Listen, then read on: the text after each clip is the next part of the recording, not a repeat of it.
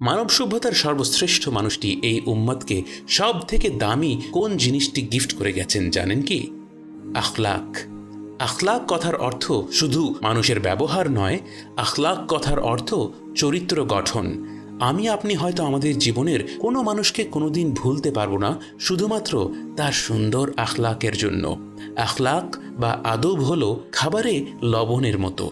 লবণের তারতম্য যেমন কোনো ডিশকে সুস্বাদু বা বিস্বাদ করে দিতে পারে, তেমনি অনেক জ্ঞানী ব্যক্তিও আখলাকের অভাবের কারণে মানুষ থেকে বিচ্ছিন্ন হয়ে পড়ে।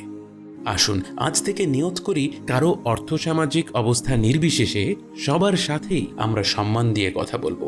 রিক্সা চালকের সাথেও আমরা আদবের সাথে কথা বলবো। আবার কোনো রেস্টুরেন্টে খেতে গেলে সেখানকার ওয়েটারের সাথেও আমরা সুন্দর ব্যবহার বজায় রাখবো।